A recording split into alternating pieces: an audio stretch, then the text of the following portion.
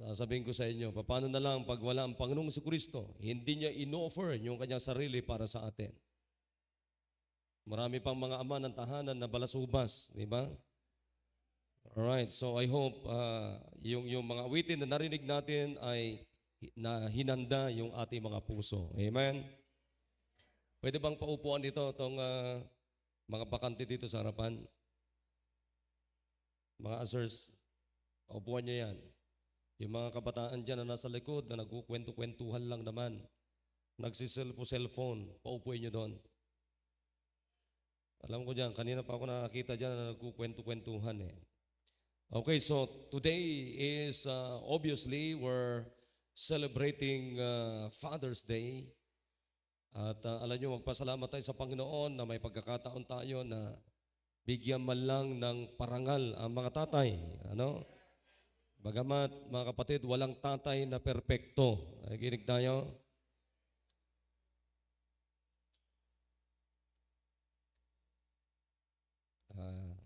Alam mo, maganda dito, ano, Brother Rolly?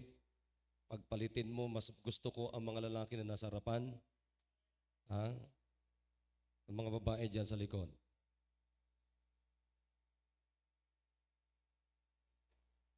Para masanay ang mga lalaki na nasa frontliners lagi.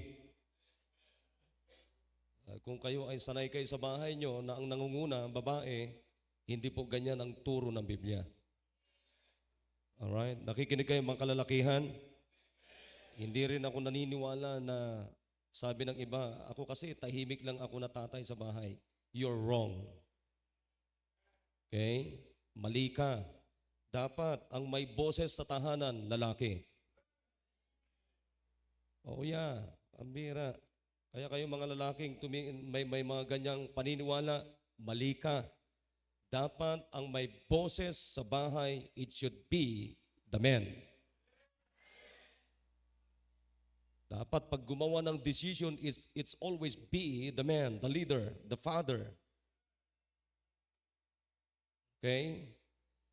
Alam nyo, ngayong umaga, meron tayong magandang pag-uusapan. Tumayo po tayo lahat. And let's open our Bibles in the book of Proverbs in chapter number 22. And let's move on to chapter 23 in verse 22. Let's go to verse number 28. And in verse number 23, let's go to verse number 10. Magandang to pag-uusapan natin.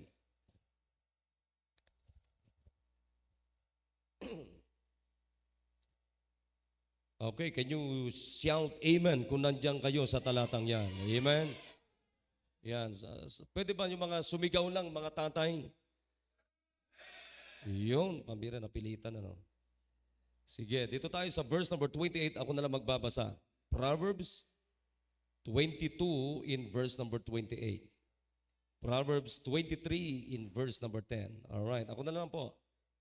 Verse number 28, remove not the ancient landmark, which thy fathers have set.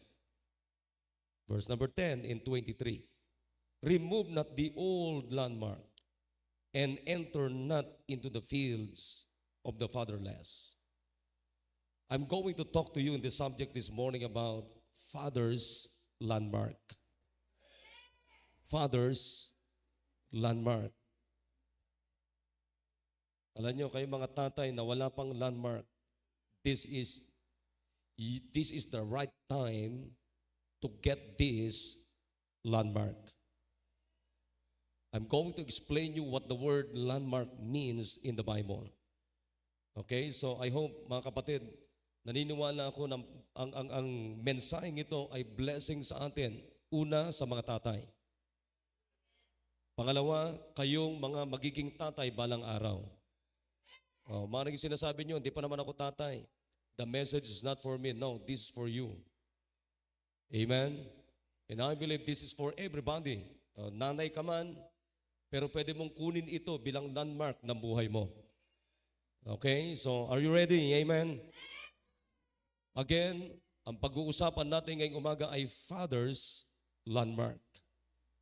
Father's landmark. Tayo manalangin. Nakilang Diyos, marami pong salamat sa hapon pong sa umagang ito. Oh God, please, I beg you, give me wisdom as I give your words, oh God. Alam ko po, at alam niyo po naman na hindi ko po ito mensahe, kundi ito po yung mensahe ninyo para po sa aming lahat, lalong-lalo na po ang mga tatay at magiging ama ng tahanan balang araw, Panginoon. And I believe this is not only a message prepared for the fathers, but this is for every individual who are in this auditorium this morning, oh God, as well as those your people, oh God, na nakikinig po sa Google Meet, ganoon din po sa Facebook, Panginoon. At saan man po ang naaabot, Panginoon, ang mensahe ito po ay para po sa lahat.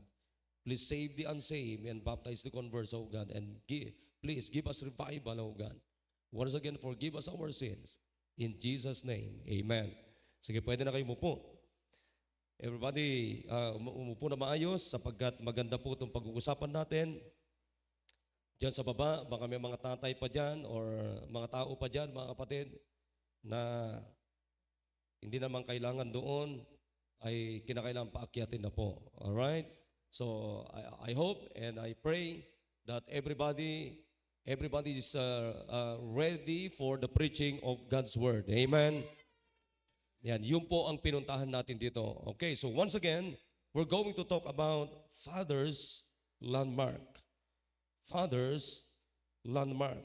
Now, magbibigay po ako sa inyo ng introduction. Unawain niyo po na maigi itong introduction ko sapagkat hindi niyo po maunawaan ang pinaka-climax ng mensaheng ito kung hindi niyo po naunawaan yung introduction. Amen?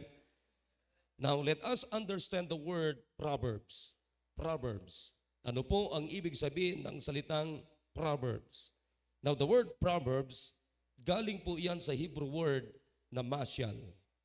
Nang ibig sabihin yan is to be like. To be like. Now, in the early stages of social intellectual, noong mga sinaunang panahon, pakinggan nyo na maigi kung paano, para maunawaan nyo, paano nabuo yung word na Proverbs. Okay? In the early stages of social intellectual growth, when men begin to observe and generalize on the facts of human life, they clothe the results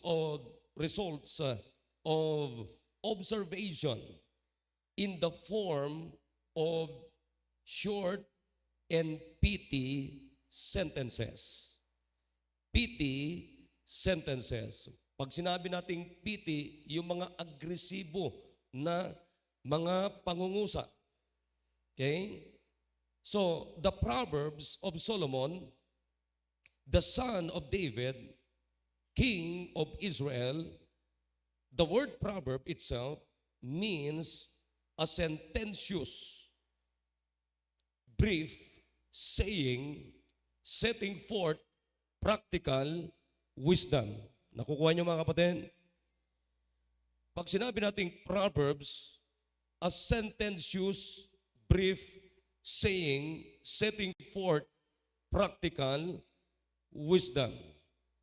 In the strictest sense, it means a repetition or comparison.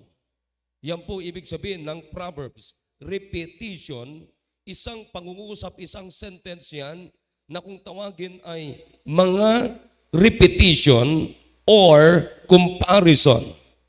So, the Proverbs or parables of Solomon na tinatawag. Oo. So, the book consists of, the book of Proverbs consists of sententious sayings na tinatawag. Nakuha nyo? Sententious sayings of practical wisdom and didactic poems of longer length na tinatawag. But this is not a human wisdom, kung tawagin. But this is a God's wisdom, God's revelation as creator and goal of all things para maano natin, ang pinaka-goal nito mga kapatid ay para maunawaan natin lalo yung gustong i-reveal ng Diyos sa atin. Kaya makita nyo, ang Biblia ay tinatawag din ito na complete revelation of God to human being. The Bible is the complete revelation of God to human being. Ano nyo yun si Eliazar? Bakit doon nakaupo? Wala matututunan yan. Alright, so tuloy po tayo. So, yan po ang tinatawag na Proverbs. Amen? Ito ay mga wisdom para sa tao, mga kapatid, na nanggaling ito sa wisdom ng Diyos upang i-reveal ang Diyos, sino siya, at ano ang mga tinatawag na mga pangungusap, mga sentensyos, mga sayings, mga kapatid, na kinakailangan uulit-ulitin with comparison. Kaya makikita nyo pag nagsalita ang Biblia, ganito yan. Halimbawa, nagsalita sa katamaran, lagi niyang ka-opposite yung kasipagan. Nakuha nyo? Ang Bible nagsasalita tungkol sa masipag, nagsasalita din siya tungkol sa katamaran. So, laging may comparison. So, anong ibig sabihin yan? Proverbs. Mga sayings, mga sentences, mga kapatid, na ito'y makikita mo sa normal na buhay ng tao na pagka ito ay na araw-araw na ating pamumuhay, makikita natin na nandito lahat yung mga nangyayari sa araw-araw na pamumuhay natin. Kaya nga ang Book of Proverbs ay ito'y dapat nating basahin araw-araw sapagkat nandiyan lahat ang mga bagay-bagay na pwedeng mangyari at nangyayari sa buhay ng tao every day. Nakukuha natin, amen. Hindi ka pa ipinapanganak, yung buhay mo nandito na. Yung mga mangyayari at mga pangyayari at mga mangyayari sa buhay natin, mga kapatid, nandito na sa Biblia. Alright, nakukuha natin mga kapatid? O katulad halimbawa, itong binasa natin, alam nyo ba na napakahalaga itong binasa natin? Ano nakalagay dyan? Remove not the ancient landmark. Alright? Now, explain natin na mahigi. Ano ang ibig sabihin ng landmark? Ang tanong ko sa inyo mga kapatid, bagong word ba sa inyo yung word na landmark? No, it is not a new word. Amen? Yan ay hindi bagong word sa atin. Na kung tawagin natin sa Tagalog ay ano sa Tagalog ang landmark? Muhon. Tama? Muhon. Yan, ang ibig sabihin ng landmark ay muhon. Okay? Sa Hebrew word ay gibol or muhon sa Tagalog. Now, by implication, a boundary. Ang ini-implicate ng salitang landmark ay yung boundary. Ibig sabihin, kaya ka maglalagay ng muhon dito sapagkat ang sinasabi niya ay ito ang boundary mo. Nakikinig? Nakikinig tayo? Or, by implication, a boundary, the territory enclosed, or tinatawag na border, limit, or an object such as a stone or tree that marks the boundary of land. Yan ang nagsasabi pag merong nakalagay dito na boundary, mga kapatid, muhon, yan ang nagsasabi hanggang dito yung pag-aari mo. Ibig sabihin, hindi ka na pwedeng lumagpas. I hope nakukuha nyo mga kapatid. Amen? Boundary. Pag sinabi nating boundary, yan yung dulo, yan yung hangganan. Something that indicates or fixes a limit or extent. In other words, yan yung borderline mo. Yan yung dulo. Sa Tagalog, sa atin, sa ating bansa, tinan nyo muhon. Di ba? In Tagalog, tama. Or monument is any concrete object is set permanently in the ground to mark the position of a point or a boundary corner. Kaya makita nyo, sino sa inyo dito nakakita na kayo ng muhon? Can you raise your hands? Nakakita na kayo ng muhon? Ayan. Nakakita na ba kayo ng muhon, mga kapatid? Pakitaas ang kamay. Ayan, so everybody, nakakita na, everybody knows. Doon sa dulo ng muhon, usually ang ginagawang muhon, di ba konkreto yan, di ba? Yan, konkreto yan. Doon sa tuktok niya, may nakasulat doon na 2 letra. Ano yun? P at saka S. Tama? Anong ibig sabihin nun? Oh, maraming hindi nakakaalam. Tama?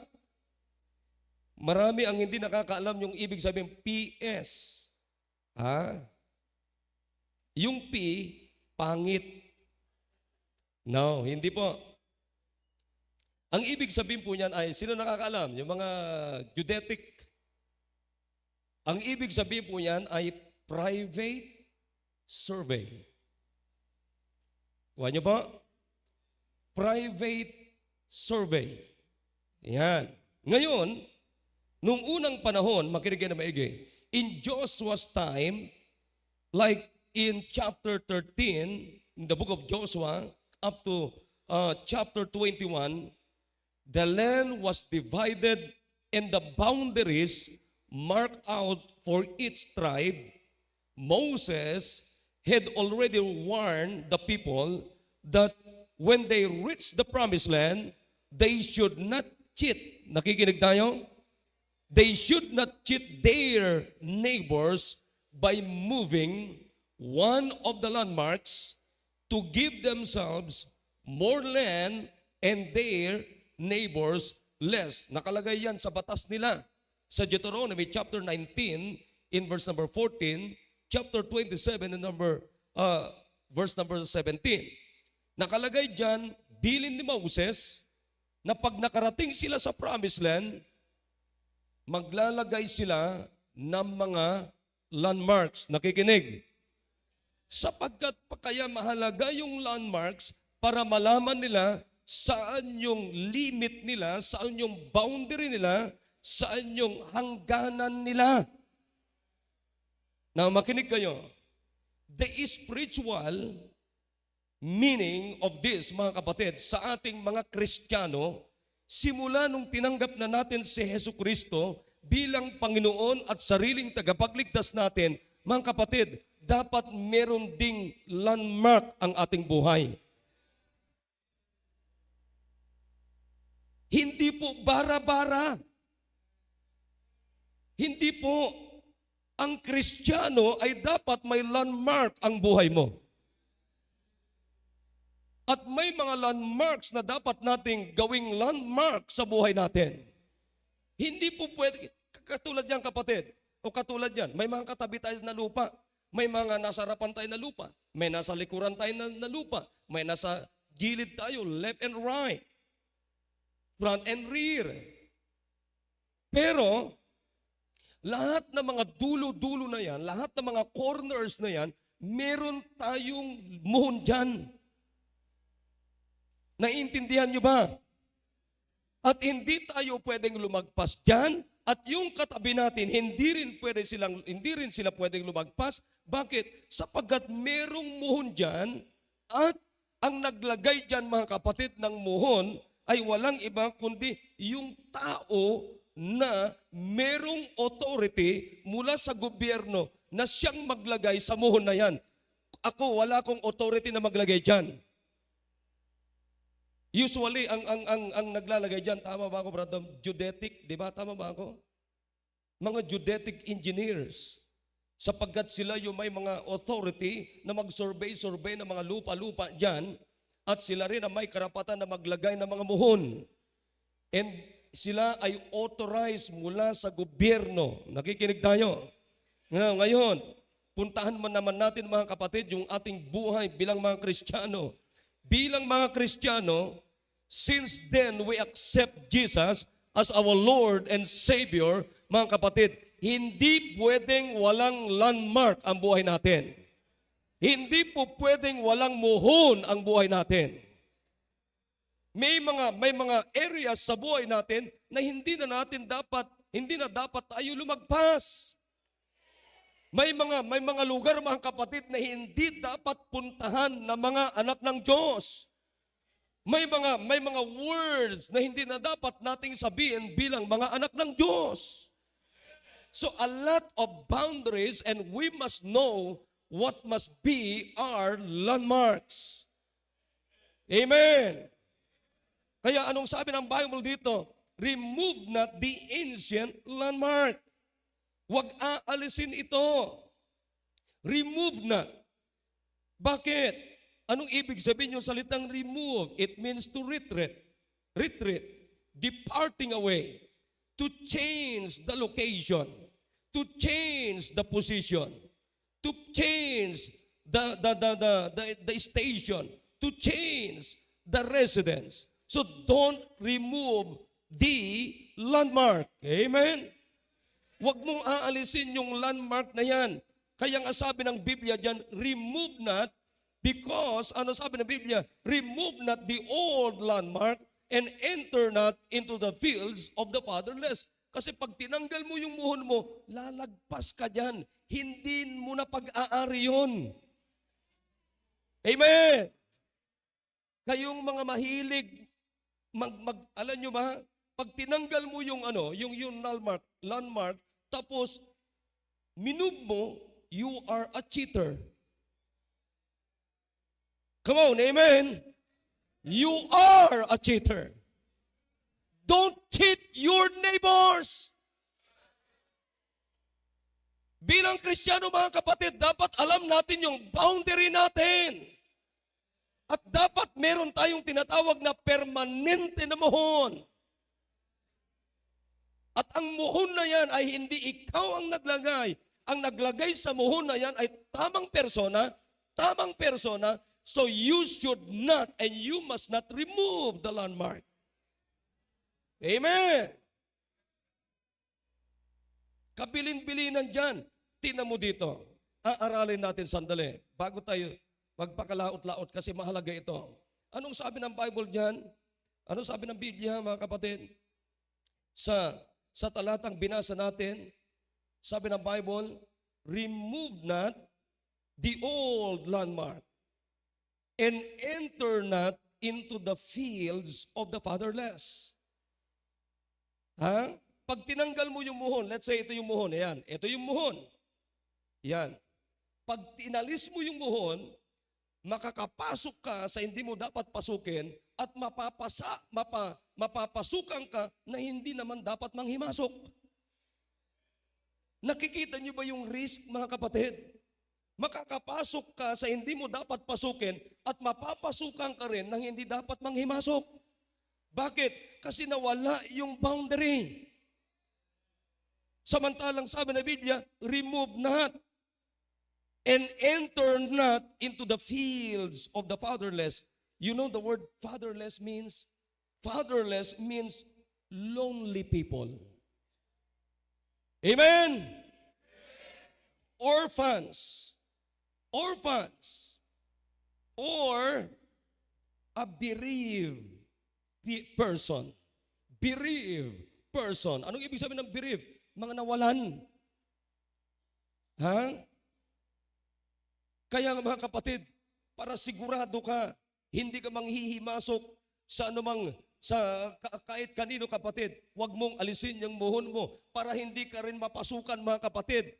Huwag mong aalisin yung muhon. Sapagkat pag inalis mo yung muhon, pwede kang madisgrasya at pwede kang makadisgrasya. Amen! Another one, tinan nyo ito in Job chapter 24, verse number 2. Job 24, verse number 2. Sabi dito, some remove the landmarks. Nagkakaintindihan tayo? Some remove the landmarks. They violently take away the flocks and feed thereof. Tingnan ito mga tatay. Pag walang landmark ang tahanan mo, tatay, somebody will take away your flocks.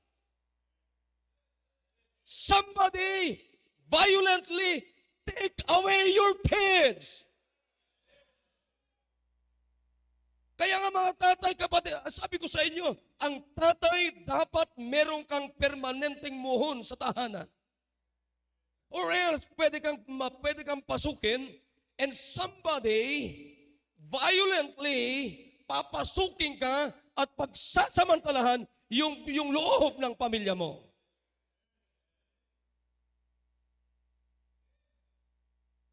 Tingnan niyo mga kapatid. Bakit maraming mga tatay na yung kanilang pamilya ay napasok ng alak?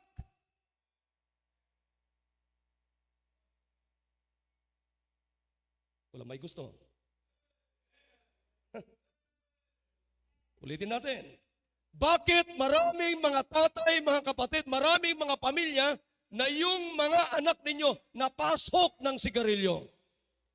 Napasok ng sigarilyo, napasok ng alak yung tahanan ninyo, napasok ng mga vape na mga anak ninyo, napasok ng iba't ibang bisyo yung mga anak ninyo. You know why? Because you don't have a boundary in your home. You don't have a landmarks in your home. Kasi wala kayong muhon sa bahay ninyo. Kapatid, napakalungkot pag walang muhon. Napakalungkot pag walang landmark. I'll give you the best landmark this morning. I hope you like this landmark. Number 1, na dapat landmark ng ating tahanan, mga tatay. Nakikinig kayo mga fathers? We're going to talk about father's landmark. Alam niyo yung pinakamagandang muhon sa bahay? Mga kapatid, it must be the Word of God. Word of God is the best landmark in the home. Amen, mga tatay. Alam nyo, pag meron kayong salita ng Diyos, mga kapatid, meron kayong pinaka-powerful weapon in the home na hindi kayang pasukin ng alak, hindi kayang pasukin ng sigarilyo, hindi kayang pasukin ng iba't ibang vices ng inyong pamilya if you have the powerful Word of God. Hindi niya kayang palungkutin ang pamilya nyo if you have the landmark of the Word of God in your home. Alam niyo kung bakit maraming mga pamilya nawasak, kapatid, sapagkat pinasok ng iba't ibang bisyo, iba't ibang mga tricks ng diablo, kapatid. And that's the worst na pwedeng mangyari sa pamilya natin pag napasok ng diablo yung ating pamilya, kapatid. Bakit? Walang salita ng Diyos. Walang salita ng Diyos. Word of God. Every fathers should set the Word of God in the home as your landmark and remove not. Kung meron mang wag aalisin sa loob ng tahanan, mga tatay, it should be the Word of God. Di baling mawalan ka ng pera, di baling mawalan ka ng bahay, di baling mawalan ka ng pagkain, wag lang mawalan ng salita ng Diyos ang loob ng iyong pamilya. This is the best landmark.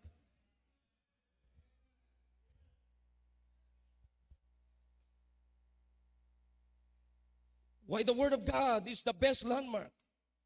Number 1, it is settled in heaven. Come on, amen. Because the Bible is settled in heaven. Sabi ng Biblia, Psalms 119 verse number 89, forever, O Lord, forever, O Lord, thy word is settled in heaven. Ano ibig sabihin ng settled, mga kapatid? Settled means set up. Settled means erected. Settled means established. Settled means fixed or resolved conclusively, secure, permanently. Wala pa yung mga pamilya natin. Kapatid, settled na ang salita ng Diyos dun sa heaven.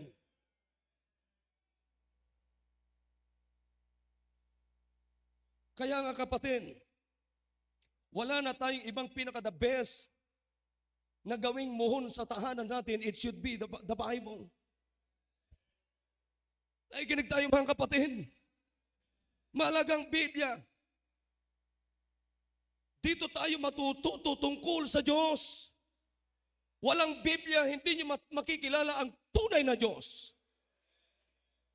Walang Biblia, kapatid, hindi tayo makukorek sa kasalanan natin. Kaya nga ang sabi ng Bible, kapatid, tignan nyo dito, 2 Timothy chapter 3, verse number 16. Come on, everybody, open your Bible. 2 Timothy 3:16. Ano nakalagay dyan? All is Scripture. Nandiyan na ba kayo? Everybody open your Bible. Basahin natin sabay-sabay. All Scripture is given by inspiration of God and is profitable for doctrine, for reproof, for correction, for instruction in righteousness. Amen? That the man of God may be perfect, truly furnished unto all good works. Saan tayo dadaling, kapatid, ng salita ng Diyos? Unto instruction, correction, profitable for doctrine. Anong ibig sabihin ng doctrine, kapatid? Tamang katuruan. Ang tamang katuruan, ipapakilala sa atin ang tamang Diyos. Ang tamang katuruan, ipapakilala sa atin ang tamang simbahan. Walang perpektong simbahan, pero may tamang simbahan. And we believe, historically, logically, and biblically, most especially mga kapatid, Baptist is the right church that Jesus Christ built. Amen! Oh yeah, hindi perfecto ito mga kapatid, but I can prove you that logically, historically, biblically mga kapatid, that the Baptist church, this church, is the right church that Jesus Christ built. Kapatid, napakaganda. Alam niyo, tinan niyo na maigi ha? Hindi panghihimasukan at basta-basta mapasok ng demonyo ang ating pamilya kung meron tayong mohon na salita ng Diyos. Ito dapat ang landmark natin, mga tatay. Kaya nga lagi ko kayong ini-encourage, araw-araw, you talk to your children. Pinakamaganda, araw-araw. Ang kapatid, nakakalungkot. 8 hours kayo sa trabaho nyo, pero ilang oras na naupo kayo at kausap nyo ang mga anak ninyo with the Word of God.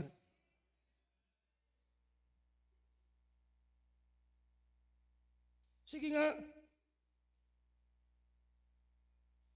Nagkakaintindihan pa tayo, mga kapatid? Ang sipag-sipag mo sa trabaho, tatay.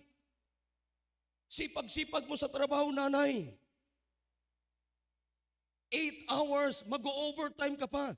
Pero, kailan kayo naupo, pamilya? At kayo nag-uusap-usap tungkol sa salita ng Diyos. Kaya makita nyo yung mga anak ninyo, kapatid.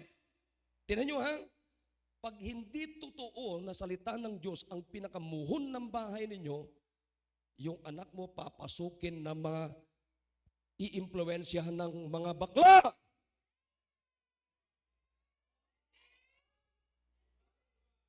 Iimpluwensyahan ng mga tumboy. Iimpluwensyahan ng mga bakla. Iimpluwensyahan ng alak. Iimpluwensyahan ng mga sugalero. Iimpluwensyahan ng mga sigarilyo. Iimpluwensyahan yan. Papasukin yung pamilya natin, kapatid. Kung walang malinaw na muhon, walang malinaw na boundary yung tahanan natin. Pero kung meron tayong Word of God na malinaw sa tahanan natin, hindi kayang pasukin. Hindi kayang pasukin yung ating tahanan. Sino bang demonyong yan?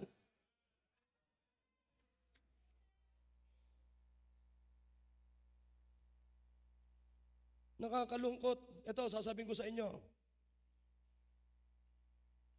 Binibigyan mo ng pera yung anak mo, sayang ang binibigay mong pera, wala namang Diyos, wala namang salita ng Diyos yung anak mo. Tingnan mo to. Bakit ko nasabing sayang? Alright, bigyan mo ng pera, walang salita ng Diyos. Anong gagawin niya sa pera? Sa halip na pang matrikula, gagamitin niya sa alak. Kinagwento ko sa ni Sir Ariel, ilang mga nag-aaral sa UC na akala nila binibigyan ng magulang pang matrikula.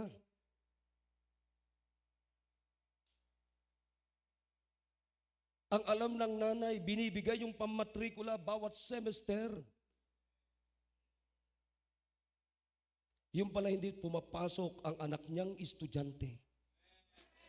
Bakit? Napasok siya ng iba't ibang bisyo sapagkat wala siyang boundary na salita ng Diyos.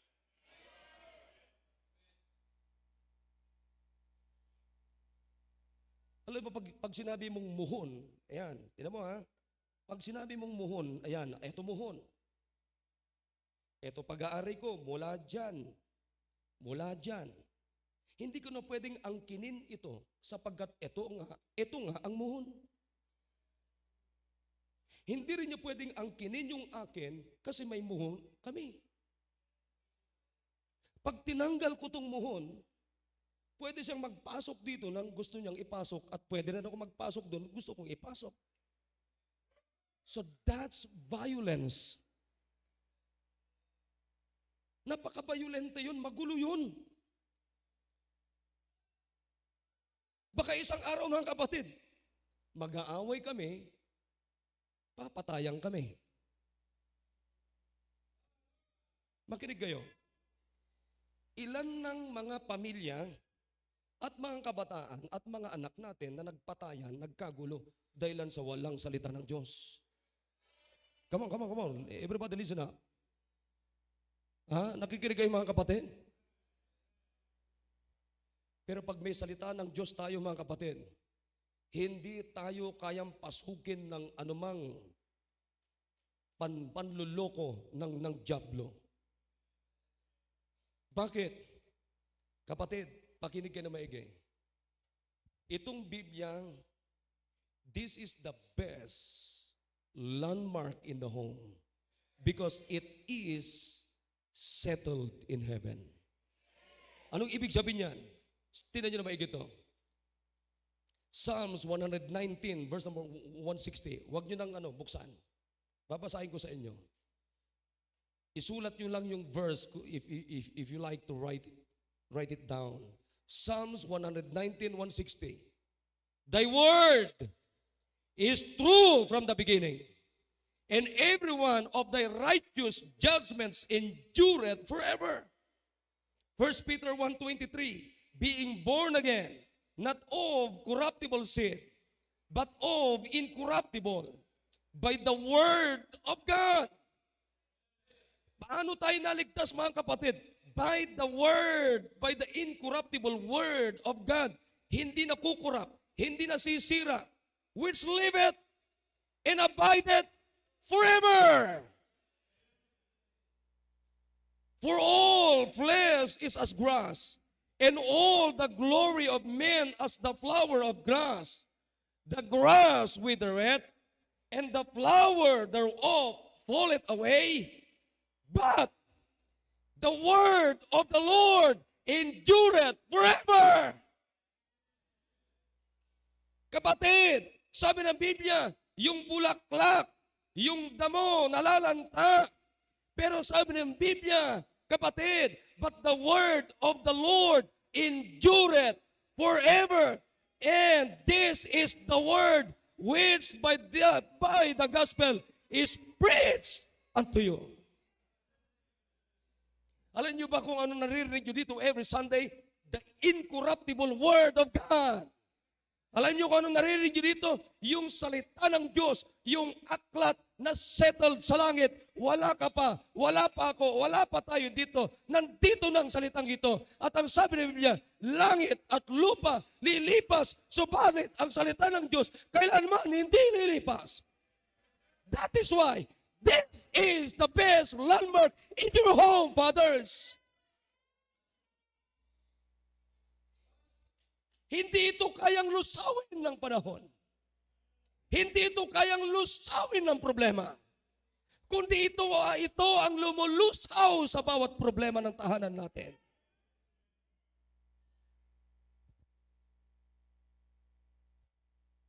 Isaiah 40 verse number 8.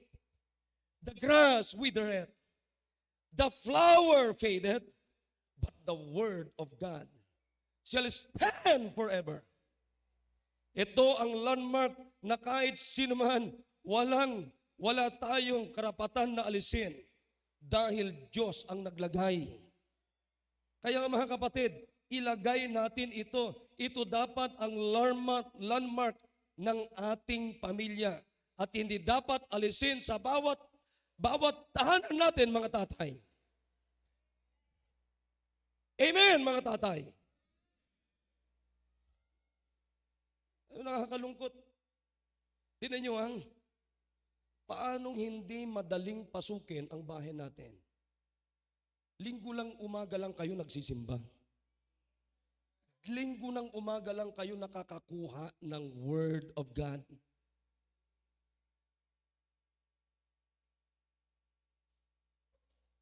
Sa hapon, wala na.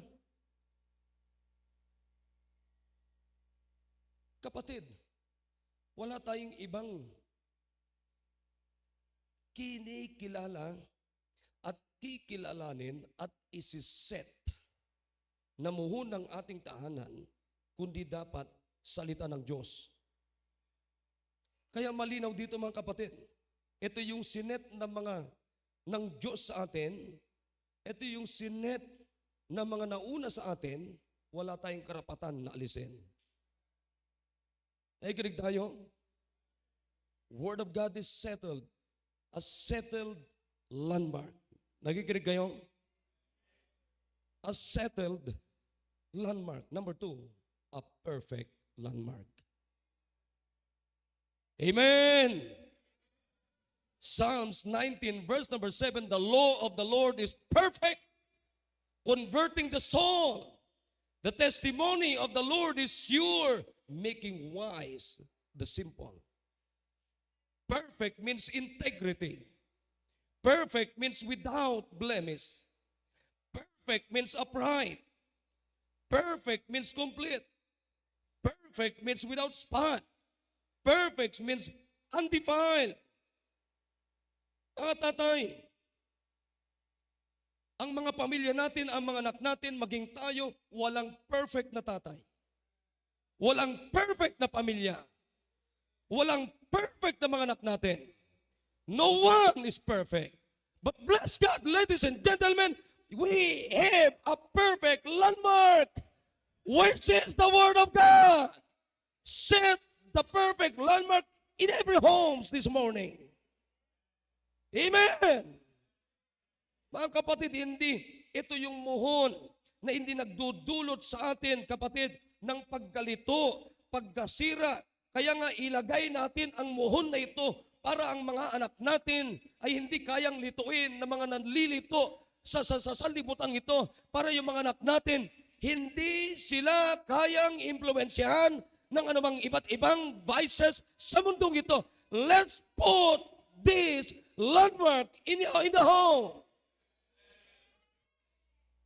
This is the perfect landmark.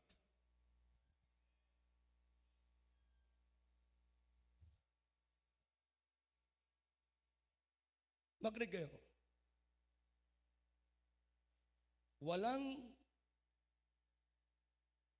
Hindi ka pwedeng maglagay ng muhon sa pamamagitan ng hula-hula.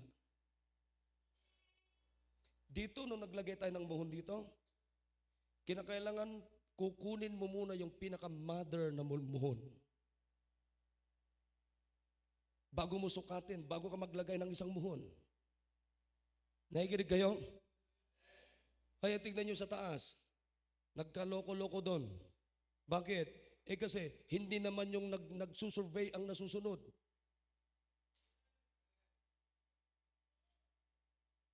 Kapatid, makinig kayo. This is the perfect landmark. It is the mother of all landmarks. Hindi mo pwedeng sukatin at maglagay ng isang landmark without the Bible. Nagkakaunawan tayo?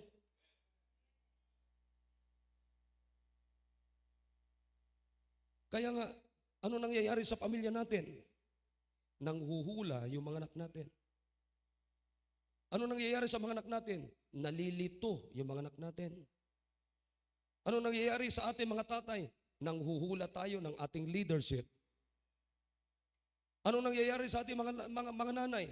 Ayun, nanghuhula din kung anong susundin niya.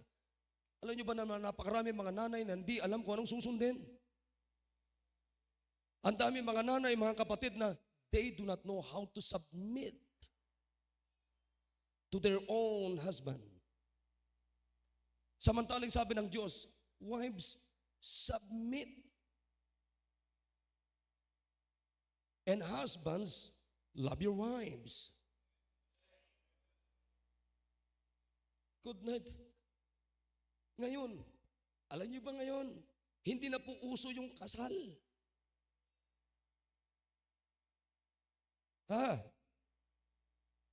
Ang uso ngayon ay basta lang may makasama ako kasi medyo matanda na ako. Ang tanong, sino nagsabi sa iyo niyan? Samantalang ang sabi ng muhon ko, sabi ng Biblia ko, bago magsama ang lalaki at babae, kinakailangan magpakasal muna. That is why we do not also believe in long engagement.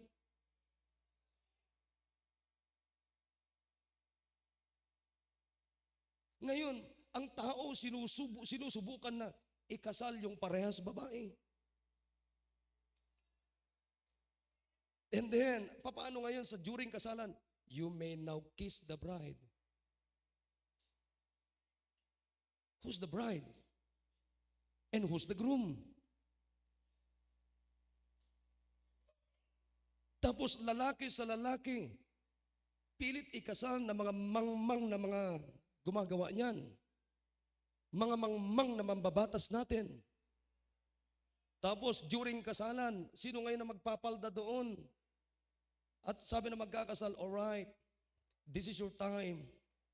Take advantage of it. You may now kiss the bride. And where's the bride?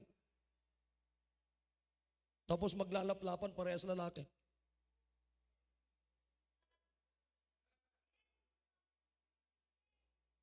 Ang tawag diyan sa Greek word ay kadiri.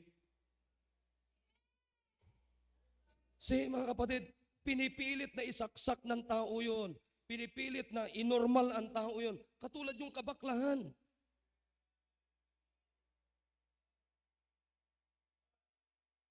Pinipilit na ang tao ay gawing tanggapin ng lipunan. Naman yung kabaklahan. Samantalang ang Biblia natin, ang muhon natin, ang landmark natin na nagsasabi, lalaki at babae lamang ang ginawa ng Diyos. Nothing less, nothing more. Dalawa lamang po, lalaki at babae.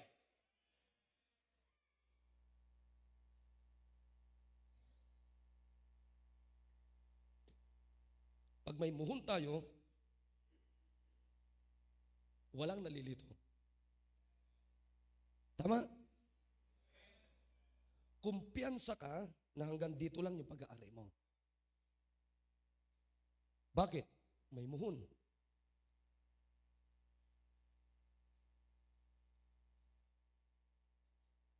Kung anak ka ng Diyos, ito ang muhon mo. At kung anak ka ng Diyos, ito ang muhon mo, anong sinasabi ng muhon mo? Wine is a mocker. Ang alak ay nanluloko. A strong drink is raging, and whosoever deceived thereby is not wise. Kaya ang umiinom ng alak, mangmang. Tatagalogin mo yung mangmang, B-O-B-O. Alright, do you hear me mga kapatid?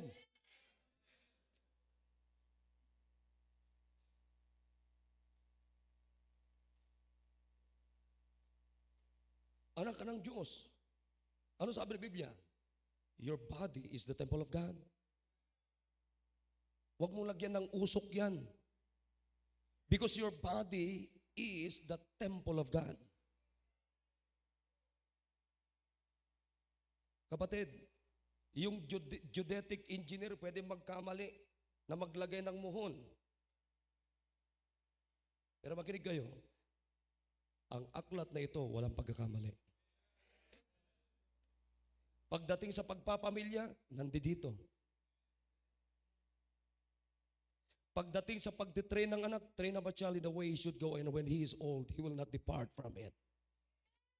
Pagdating sa relationship ng mag-asawa, wives submit, husbands love.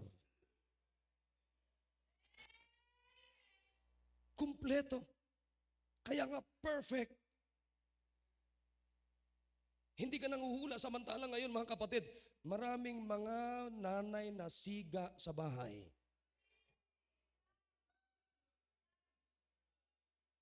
Kasi naman, itong mga tatay, tahimik lang daw kasi siya. Kasi tahimik lang kasi ako eh. By God's grace, mga kapatid, yung mga full-time staff natin dito makapagsabi, at kayo mismo, walang ibang leader dito na itinalaga ng Diyos, hindi si Sheila, ako ang inyong lingkod.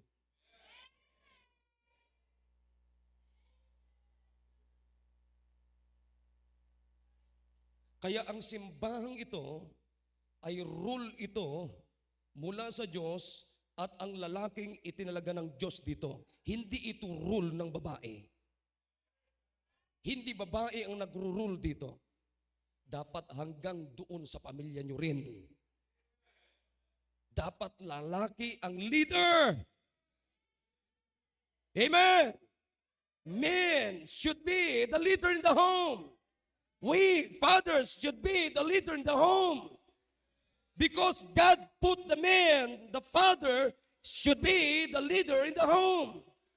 Kaya nga dapat wala tayong ibang muhon sa bahay natin, wala tayong ibang manual sa bahay natin. It should be and it must be the Bible. A landmark that is settled in heaven. A landmark, a perfect landmark. Makinig kayo mga binata.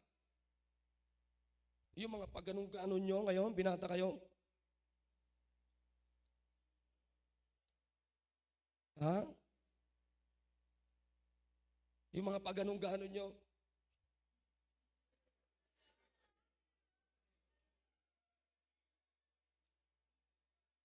Pag nag-asawa ka, sabi ng misis mo, "Hey, maghuwas ka!"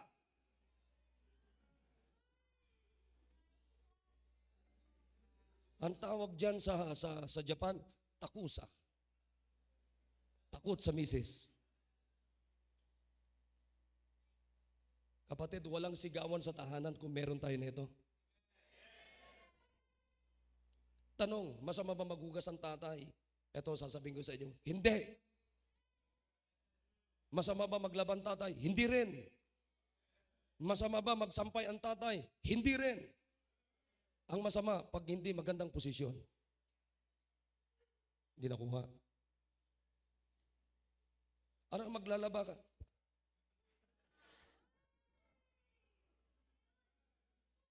Alam ka na magsasampay ka. Pwede ka naman maglaban na lalaki. Pwede ka naman maglaban na lalaki. Pwede ka naman magsampay, maghanger na lalaki. Masama ba na magluto ang lalaki? Hindi masama. Sa totoo lang, kahit tanong kayo kay Sheila, ako nagtuturo sa kanya kung paano magluto. Kahapon ako nagluto ng sinigang na isda namin. Sabi ko magluluto. O sabi ko, pag nagluto ka ng isda at nandun yung ulo, tanggalin mo yung hasang. Tama ba? O kung mali sa inyo, basta sa akin, tinatanggal ko yon. Pag natikman nyo yung luto ko na sinigang, sabihin ko sa inyo, huwag nyo nang tikman. Fathers, mamayang hapon maganda yung karugtong nito. This is the best landmark. Settled landmark in heaven. Perfect manual. Amen? Get this, Father. Simula ngayon, sabi niyo sa loob ng pamilya niyo, kukunin ko yung Biblia na yan at yan na ang muhon ko sa bahay.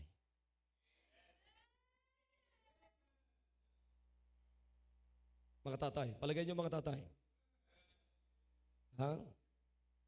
Are you willing and are you going to make a commitment to God? At sasabihin niyo sa Panginoon, Panginoon, kukunin ko, susundin ko yung sinasabi ni Pastor na ang Biblia, salita ng Diyos, ay siyang muhon ng aking tahanan. Kahit kayo mga binata, nakikinig kayo mga binata, nakikinig kayo mga dalaga, nakikinig kayo mga juniors, amen? All of us in this auditorium, let's get the Word of God. At itong gawin natin, sabi natin, gagawin ko yan na muhon ng aking buhay forever in my life. Tumayo tayo lahat. Let's come to the altar, kneel down and talk to God and make a commitment.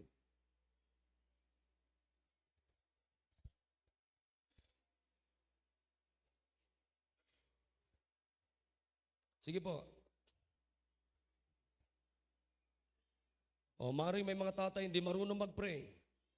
Kasi hindi naman kayo tinuruan na mag-pray. Moses is a prayerful man. Alam niyo ba si Moses, prayerful na tatay yun? David,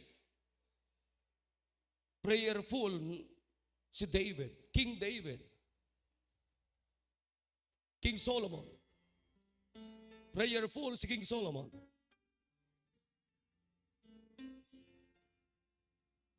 Simula ngayong umaga, mga kapatid, sabi natin, mga tatay, makinig kayo. I'm going to make the Bible as the landmark in my home.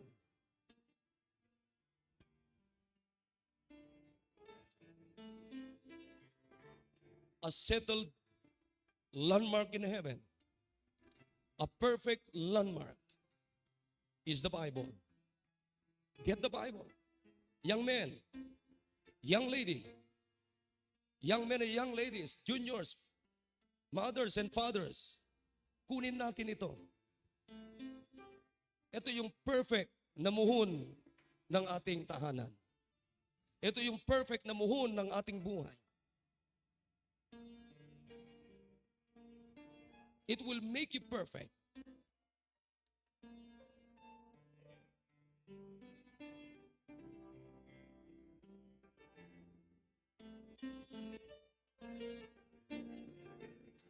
Hindi papasukan ng sigarilyo yung buhay mo pag may Biblia ka. Hindi papasukan ng alak yung buhay mo pag may Biblia ka.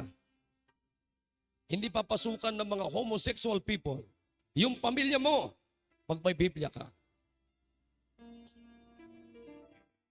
At hindi ka malilito pag may muhon ka.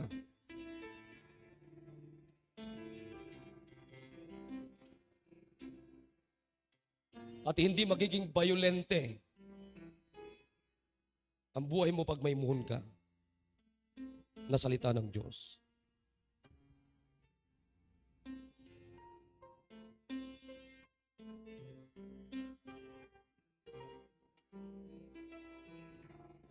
Dakilang Diyos na mapagpala at makapangyarihan po sa lahat. Thank you, Panginoon, sa inyong salita. Dalahin ko po, Panginoon, na I pray, oh God, that everyone, they clearly understand your words, your message, oh God. Na simple lang naman po ito. Na wala po kaming ibang gagawin na muhon, landmark ng aming tahanan, kundi ang inyong salita which is settled in heaven, oh God. Ito po ang perfect na landmark, Panginoon.